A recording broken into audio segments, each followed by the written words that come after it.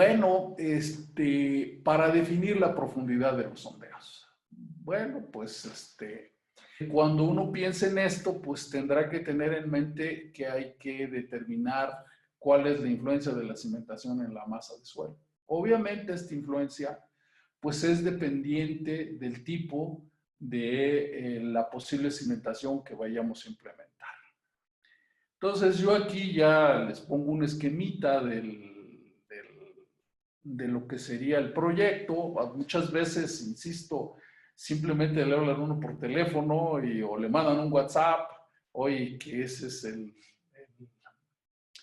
pues el pan nuestro de cada día, y simplemente le dicen, oye, pues es que voy a hacer un edificio con planta baja y 5 niveles y voy a poner 1,5 sótanos.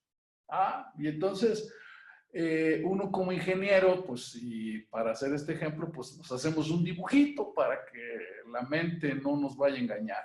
Y entonces yo ahí les pongo un dibujito, aquí está el nivel de banqueta, esta es la calle, ese le voy a poner el 0,0, entonces tengo la planta baja, sobreelevada con relación al nivel de banqueta, tengo los 5 niveles, tengo la azotea y tengo los 2 sótanos. Y entonces yo consideré que el NAF estaba a 250, pues lo dibujo.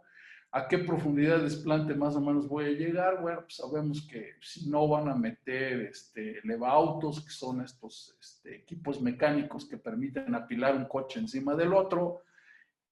Eso había que preguntárselo al cliente. Vamos a pensar que en este caso, como no lo precisó, pues no lo vamos a suponer, y entonces me voy a ir con entrepisos para los sótanos de 3 metros. Entonces quiere decir que si me voy con medio sótano,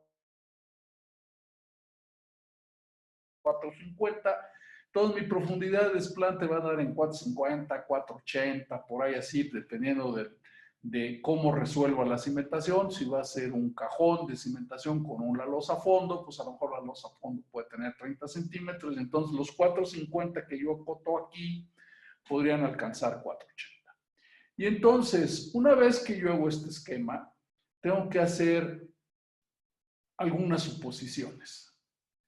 Y entonces, mis suposiciones, ¿en qué van a consistir? Bueno, pues, a ver, para poder hacer la exploración, dado que la cimentación es un traje a la medida, pues si yo voy a hacer un presupuesto para un edificio de este tipo que se va a construir en la zona del lago, la zona 3 de la Ciudad de México, donde hay grandes espesores de arcillas compresibles, de gran plasticidad y muy deformables, pues yo tendré que hacer una cuenta muy sencilla de cómo tendrá que ser la solución de cimentación para que mi exploración ni sea demasiado grande y yo obtenga información que después no me va a servir para absolutamente nada, simplemente para hacer el informe más gordo, pero también necesito un mínimo de información para garantizar que el diseño va a estar correcto.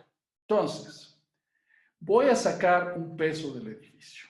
Y entonces, con este esquema, para sacar el peso del edificio, voy a contar el número de losas. Y entonces, yo aquí, en términos de la reglamentación que hay en la Ciudad de México, es, digamos, muy común que no se pueda ocupar el 100% del área. ¿Por qué? Por problemas de iluminación y en algunos casos porque quieren que haya jardines y que haya una superficie que permita la infiltración del agua de lluvia. Entonces, como en la Ciudad de México normalmente la mayor densificación que se permite es el 80% de la superficie, pues yo me voy a ir con eso. Lo que son los pisos superiores de este edificio habitacional, lo voy a considerar en el 80% del área. Pero ya no es la otra opción, porque la verdad. Y entonces la planta baja y los sótanos los voy a considerar al 100%. Entonces cuento las losas. 1, 2, 3, 4, 5, 6 losas. Aquí están las 6 losas. Las voy a multiplicar por un peso promedio por entrepiso de 1,200 kilos por metro cuadrado o 1,2 toneladas por metro cuadrado. Y voy a considerar que solo pueden ocupar el 80% de la superficie. Ahora, Normalmente en la escuela nos enseñan que la regla común para hacer estimaciones de peso pues, es del orden de 1 tonelada por metro cuadrado por nivel, sobre todo si estamos hablando de estructuras de concreto o de mampostería. Yo aquí le estoy poniendo un poco más y me voy a explicar. Hoy en día, dada la forma en la que se estructuran los edificios y tomando en cuenta que estamos en la Ciudad de México en una zona de alta sismicidad,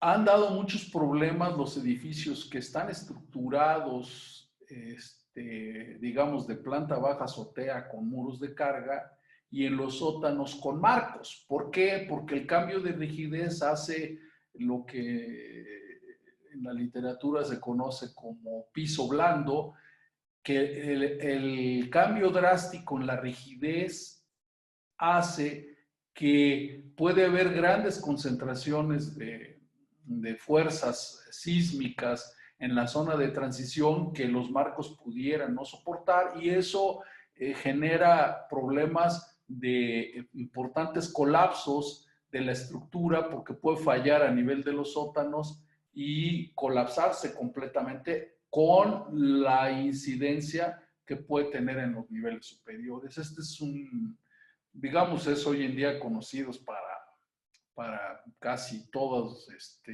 la ingeniería estructural del mundo. Y en México, bueno, pues quedó manifiesto a partir del sismo del 85 que esta estructuración es delicada, que hay que tener muchos cuidados, que hay que solicitar que se satisfagan muchos aspectos para poder evitar que este tipo de fallas ocurra, porque en esta circunstancia la posibilidad de que se salven vidas humanas se reduce muchísimo por la forma de falla y entonces hoy se pide que las columnas, por ejemplo, no deben de fallar y se le tiene que dar suficiente ductilidad a los nodos, la columna tiene que ser más fuerte que las traves, de tal manera que no vayamos a tener este tipo de problemas. Pero bueno, entonces, como hoy en día se hacen muchas estructuraciones con muros de carga y estas estructuraciones muchas veces van desde los sótanos hasta arriba y se usan muros de mampostería confinadas o incluso se llegan a usar muros de concreto, insisto, estamos en una zona sísmica, pues la tonelada por metro cuadrado, de acuerdo con la experiencia, pues ya resulta poquito y entonces puede incrementarse. Entonces, repito, 6 niveles por un peso promedio de 1,200 kilos por metro cuadrado por 0.8, que es el porcentaje de área, y luego me quedan más la losa de planta baja más la del sótano 1, que son estas dos losas que aparecen aquí, también por 1,200, más lo que podría pesar la losa fondo de lo que sería la cimentación, dado que yo estoy suponiendo que puede resolverse con un cajón rigidizado con contratraves. Eso me da un peso de 9.6 toneladas por metro cuadrado. Ahora, este peso, dado que en la Ciudad de México lo que rige normalmente los diseños de cimentación no es la resistencia, no es la capacidad de carga del suelo, sino la deformabilidad. Entonces, aunque la capacidad de carga pudiera ser muy alta, la deformabilidad limita sustancialmente la posibilidad de aplicación de carga a la masa de suelo, insisto, por la presencia de las arcillas de baja resistencia de esfuerzo cortante, pero sobre todo que son muy deformables puesto que tienen una alta relación de vacíos. Entonces, si esta carga corresponde con las máximas nominales, o son cargas de servicio, es decir, que no están afectadas por ningún factor de carga, y sabemos que la carga máxima que se usa en los diseños la carga máxima viva que se usa en los diseños es mayor que la carga viva para hundimientos, pues haremos una reducción. Y entonces, consideramos que es el 80% de esa carga y entonces la carga que nosotros debiéramos estar utilizando para hundimientos es del orden de 7.7 toneladas por metro cuadrado. Bueno, pues entonces hacemos una cuenta rápida y decimos, bueno, a ver, ¿cuál sería la presión de compensación? Entendiendo que la presión de compensación es la presión que corresponde al volumen de suelo que yo tengo que retirar para poder alojar el cajón. Y evidentemente esta presión de compensación está compuesta en una parte por la... Está compuesta en una parte por la de... Denme un segundo, voy aquí a poner a anotar. Denme un segundo. Esta presión de compensación está formada por el peso efectivo del suelo más la parte que corresponde al agua. Por eso aquí vamos a usar el peso volumétrico saturado, entendiendo que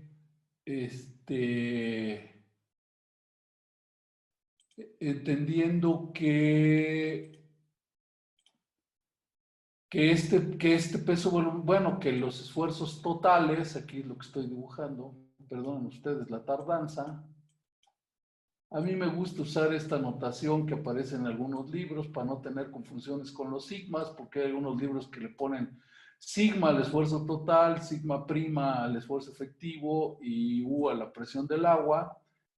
Hay otros que le ponen un sigma sin testar, sigma testado para el efectivo y la presión del agua. Entonces, usando el principio de esfuerzos efectivos, a mí me gusta ponerle P a los esfuerzos totales, sigma a los esfuerzos efectivos, yo a la presión del agua. El peso volumétrico ya me considera los dos efectos, si estoy usando el saturado, y entonces también de la información que tenemos del sitio a partir de la información bibliográfica, pues sabemos que anda del orden de entre 1,4 y 1,6 toneladas por metro cuadrado. Para fines de las cuentas que estoy haciendo aquí, asumiré 1,5 toneladas por metro cuadrado para la costra, dado que estoy penetrando 4,5 metros en ella, y entonces la presión de compensación me resulta de 6,75 toneladas por metro cuadrado, y perdonarán ustedes que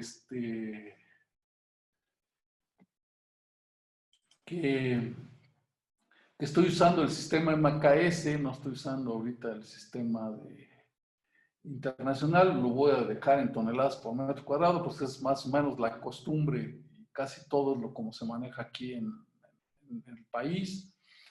Y entonces, pues después determino cuánto vale la presión neta. Habíamos determinado que el peso del edificio, considerando la carga viva para hundimientos, vale 7,7 toneladas. Le quito la presión de compensación de 6,5 toneladas por metro cuadrado, pues esto me sale cercano a 1 tonelada por metro cuadrado. Y de acuerdo a la experiencia, y también está citado en la bibliografía,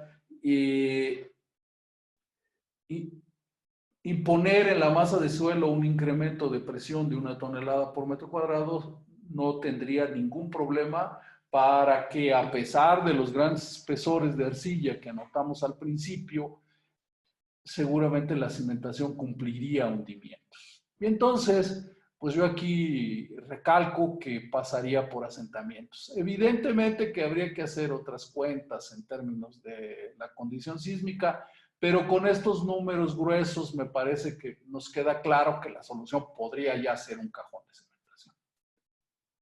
Déjenme, bueno, entonces, una vez que yo sé eso y que mi posibilidad del cajón es totalmente viable, bueno, pues vuelvo a hacer el dibujito de la cimentación y lo voy a hacer un poco más chico. Entonces, ¿qué tengo que considerar ahora? Bueno, tengo que ver dos cosas. La primera es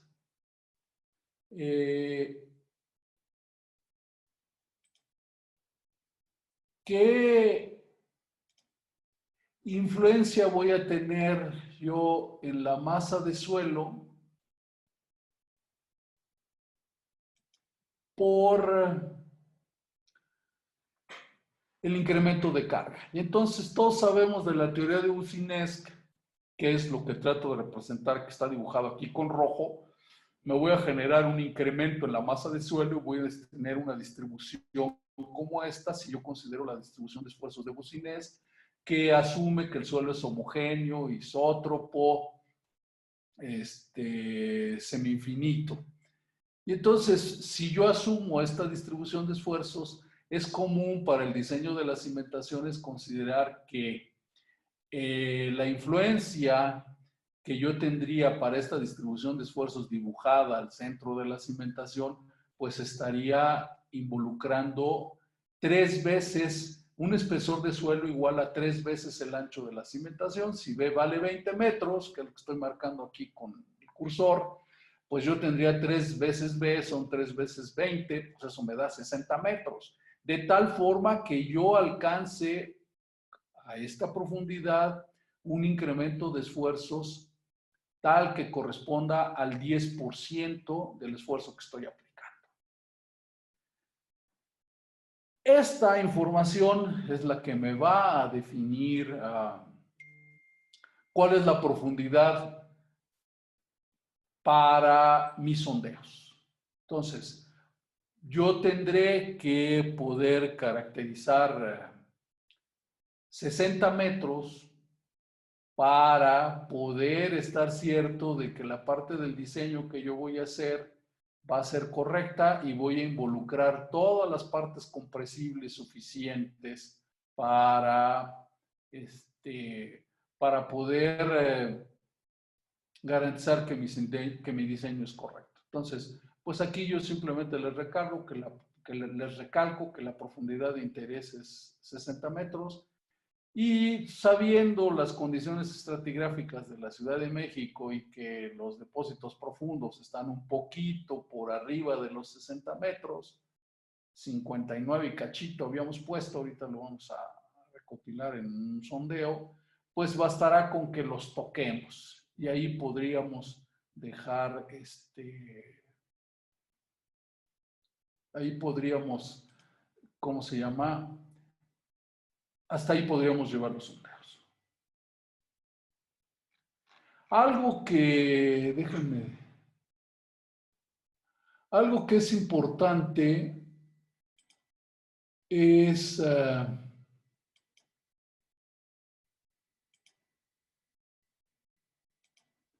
algo que es importante, espérenme un segundo porque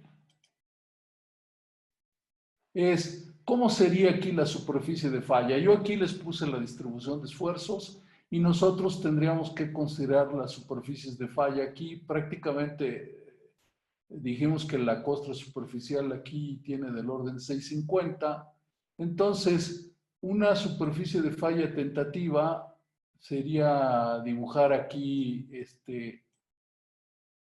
voy a escogí mal la herramienta, pero ustedes imagínense que esto es un círculo, entonces la superficie de falla tendrá que penetrar una cierta profundidad y seguramente para las arcillas blandas será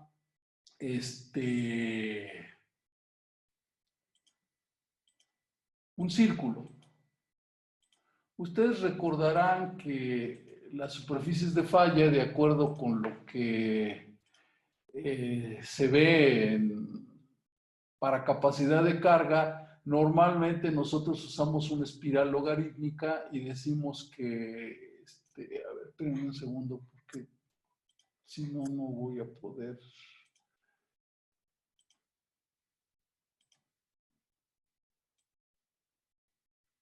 Nosotros sabemos que la ecuación de la espiral logarítmica es ρ igual a ρ0 por E a la tangente F. Y en esta espiral logarítmica, si nosotros estamos hablando en suelos arcillosos, pues la tangente de phi se vuelve 0 y entonces esto nos queda un círculo y ya no es una espiral logarítmica. De ahí que mi intención de dibujar aquí era más bien un círculo y la superficie de falla ya le cambié la herramienta, pues debería de ser una cosa así. Y cómo se ve, pues la penetración de la superficie de falla, si lo dibujáramos correctamente, voy a borrar la otra,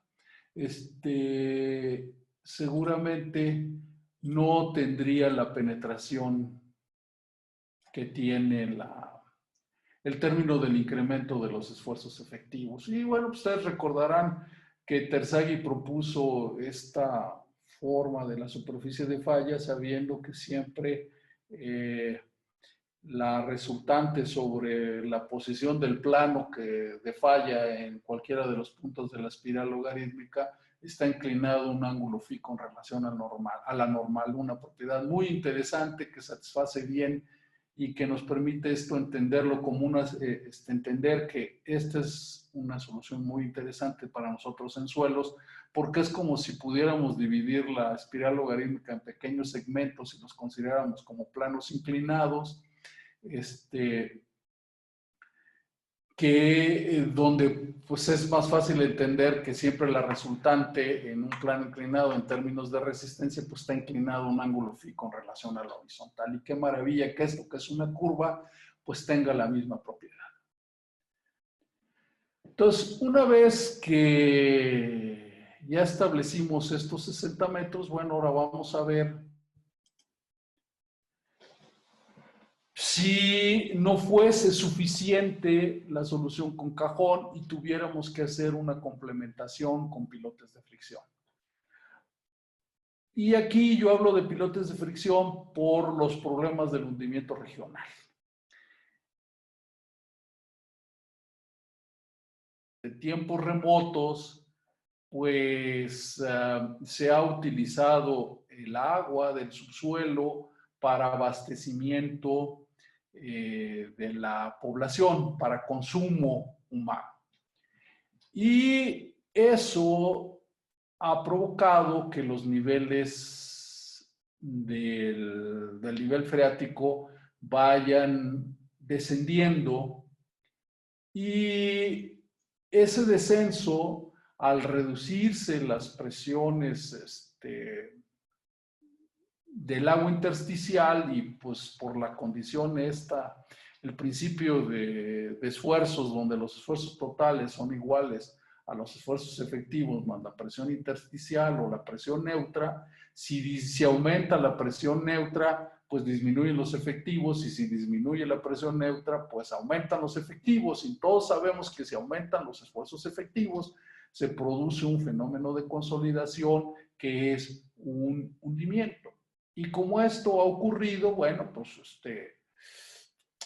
se sabe que la Ciudad de México pues tiene un proceso de hundimiento regional pues interesante, muy interesante para los que la conocen y van y visitan el Monumento a la Independencia que está en Paseo de la Reforma.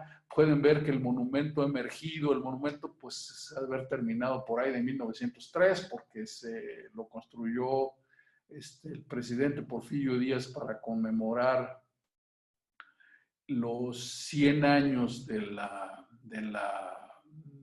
pues del inicio de la independencia en 1810.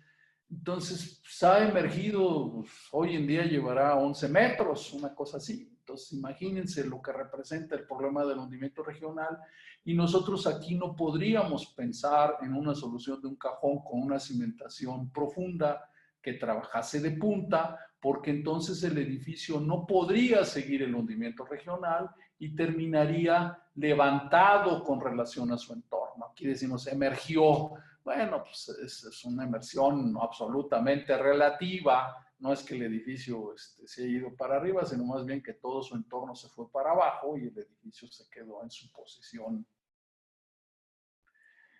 original o con un menor hundimiento. Entonces, ¿por qué podríamos requerir los pilotes de fricción? Bueno, pues esto podría estar obligado, como les anoto aquí, por la condición sísmica. Altas concentraciones sísmicas por el sistema de estructuración. Si tenemos muros de carga ahí, vamos a tener solicitaciones muy grandes. Que si lo quisiéramos resolver con cajón, dependiendo de cómo se hagan los análisis estructurales, pudiera no tener un buen comportamiento y durante un sismo dar problemas en las zonas precisamente donde están los muros de rigidez. Y eso pues dañaría la estructura y entonces aunque uno en términos de la solución de cajón podría decir, pues sí, es que se va a distribuir, bueno, pues si no tiene la suficiente rigidez seguramente esto no podría ser y tendríamos problemas. Ya se han exhibido en el sismo del 85 y se volvieron a exhibir en el sismo del 2017. Aquí en México tuvimos una coincidencia muy extraña porque nos tembló pues, importantemente el 19 de septiembre de esos años. Y en los dos sismos tuvimos problemas. La otra posibilidad es que los momentos de voltea sean grandes, no tanto porque tengamos elementos de rigidez que concentren las solicitaciones sísmicas, sino porque el momento sea importante, porque la estructura esté muy pesada y tengamos tensiones en la cimentación, lo cual no es deseable porque si tenemos tensiones, pues eso podría estar generando concentraciones en otras partes de la cimentación y eso podría provocar zonas de plastificación que pudieran en un momento dado empezar a provocar problemas de fallas progresivas, dado que hay zonas que se plastifican y que pudieran esas zonas plastificadas, al ya no tomar más carga, hacer que crezcan, dado que hay que redistribuir la condición de esfuerzos en la masa de suelo, pues en aras de que se pudiera equilibrar el edificio. Y esto mismo podría provocar giros excesivos en el cajón.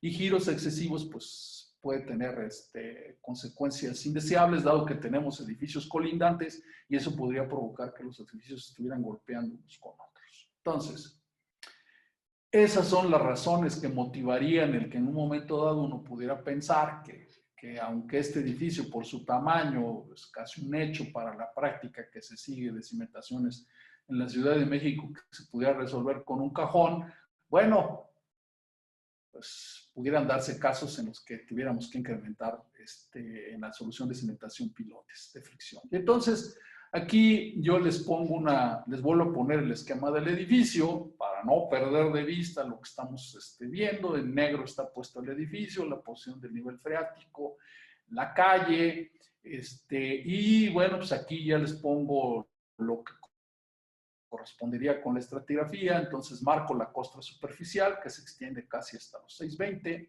la serie arcillosa superior que se extiende a 3740, la capa dura delgadita que tenemos a 4060, la serie arcillosa inferior a 5080 y luego van los depósitos profundos. Y de información del sitio, otra vez a partir de lo que se tiene divulgado por las asociaciones técnicas de cimentaciones en el país y por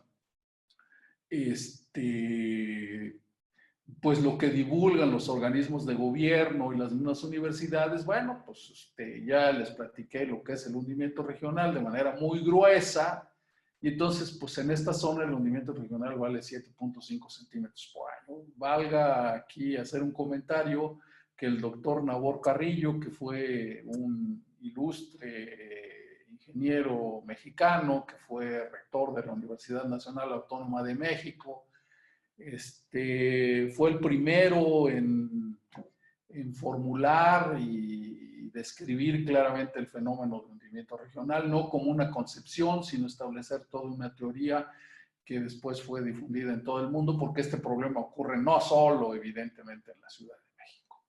Entonces, si uno considera el hundimiento regional, y esta línea roja que tengo aquí es la superficie, bueno, pues estamos diciendo que esto se va a hundir con una velocidad de 7.5 centímetros por año.